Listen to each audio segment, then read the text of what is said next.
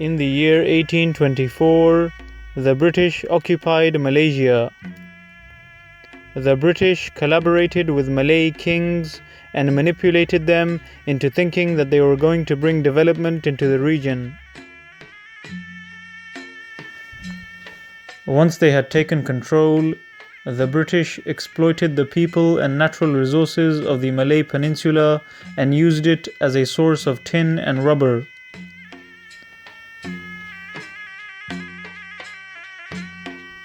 The British imposed heavy taxation on the Malay people and forced thousands of people into poverty and starvation.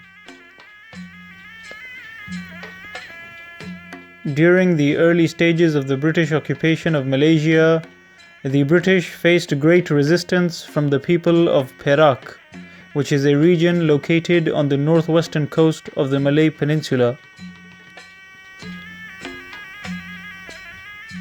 When the British arrived in Malaysia, the region of Perak was ruled by an Islamic state known as the Sultanate of Perak.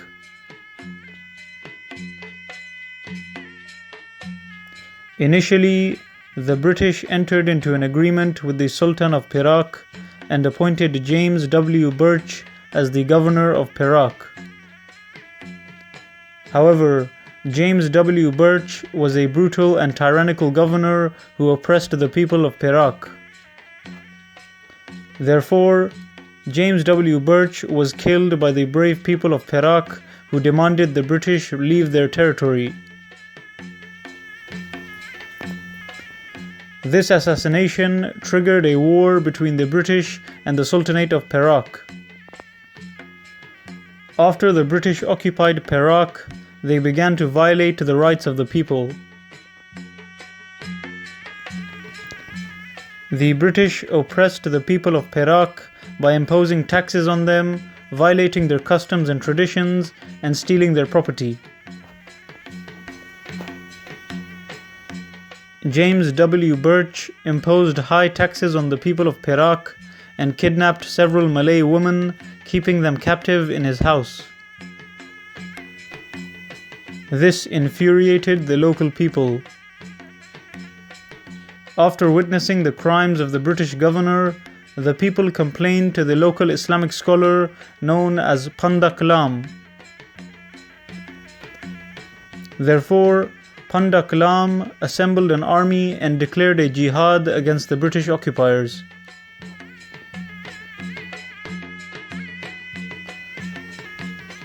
On the 2nd of November 1875, James W. Birch was assassinated by the followers of Panda Kalam.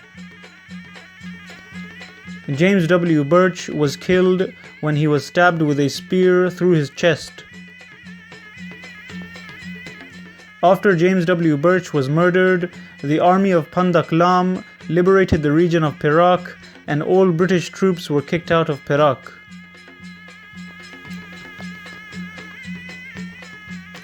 After realizing that they no longer had power over the mineral-rich region of Perak, the British sent troops into the region.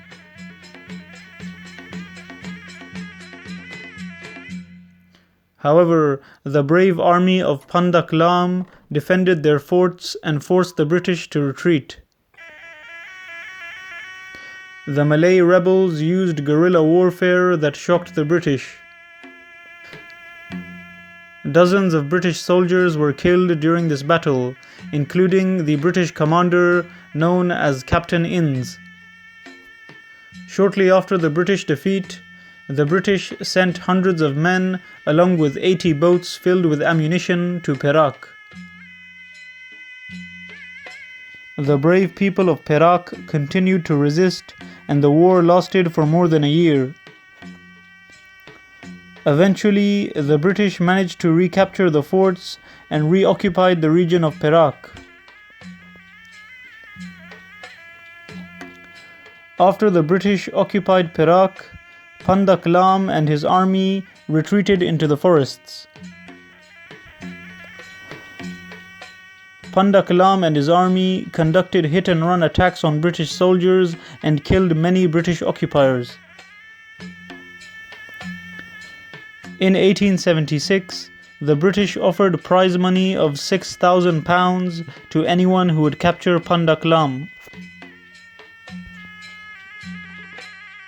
The British sent troops into the jungle in order to find Pandaklam.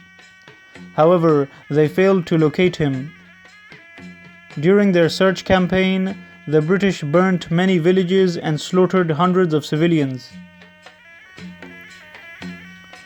Pandaklam and his freedom fighters continued to hide in jungles and inflicted huge losses on the British.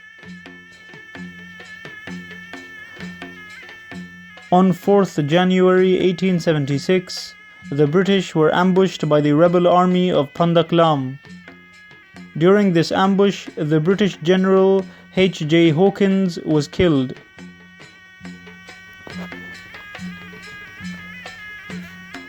British soldiers continued to be killed, and it took months before the British finally captured Pandaklam. Pandaklam was captured and sentenced to death by the British in mid-1867. He was executed by hanging on 20th January 1877 in Taiping. Pandaklam is remembered in Malaysian history as a freedom fighter and a symbol of resistance against British occupation.